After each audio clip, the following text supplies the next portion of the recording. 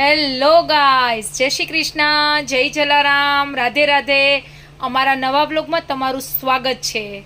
આજે હું બપોરના 1:30 વાગ્યો છે તો હું જમવાનું બનાવી રહી છું. તો કેળાની છાલનું શાક, દૂધ કેળા અને રોટલી, એની સાથે પાપડ અને સલાડ. તો તમે પણ ચાલો અમારી સાથે જમવા.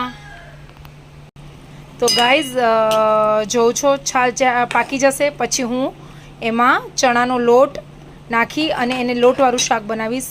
ગાઈઝ રિયલી ટ્રાય કરજો, બહુ જ મજા આવશે. કેળાની છાલનું શાક, દૂધ કેળા અને રોટલી ખાવાની. અને જેને પણ ટ્રાય નથી કર્યું, પ્લીઝ રિક્વેસ્ટ છે, ટ્રાય કરજો. અને આ મારા થોડા કિચનની ગેલેરી છે.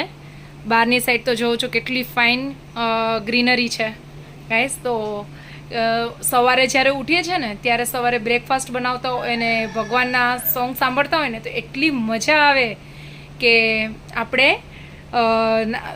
દિવસ બી સરસ જાય અને વ્યૂ બી સરસ છે નેચર. તો ગાઈસ તમને સવારનો નજારો બી બતાવીશ. અત્યારે તો 1:30 વાગ્યો છે તો જમવાનું પહેલાં બનાવી લઈએ. તો ગાઈસ લોટ બંધાઈ ગયો છે, પાપડ રાખી દીધા છે બાજુમાં, સલાડ રેડી છે. એની સાથે લોકોને મૂંગ દાળ ખાવી હતી તો મૂંગ દાળ બી રાખી દીધી.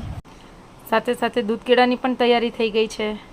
તો હવે આપણે રોટલી વણશું, મસ્ત નાની નાની ને ફુલકા ચપાટી અમૂલ ઘીની સાથે. ચલો તો તમે પણ ગરમ ગરમ જમવા. અને થોડો મારો છોકરો હોમવર્ક બી કરે છે. તો પ્રેમ, આપણે જમવા બેસી જશું કે થોડી વાર ડેડીની રાહ જોવી છે? ડેડીની રાહ જોવી છે. હા, તો તું અકાઉન્ટ્સ કરી લે, પછી આપણે જમવા બેસીશું.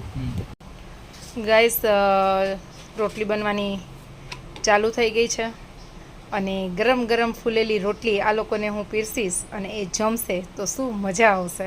રીતે લોટ ધોઈ લેવાનું અને આ કેળાનો જે છાલ છે ને એમાં નાખી દેવાનું. કેટલું ફાઇન, એકદમ જ સરસ. તો ફાઇનલી ગાઈસ સબ્જી રેડી છે અને આ લોકોને પણ હવે જમવા હું બેસાડી દઉં છું. પાપડ બી શેકાઈ જાય.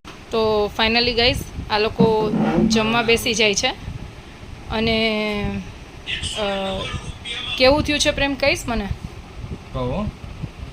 હા, એકદમ મસ્ત છે.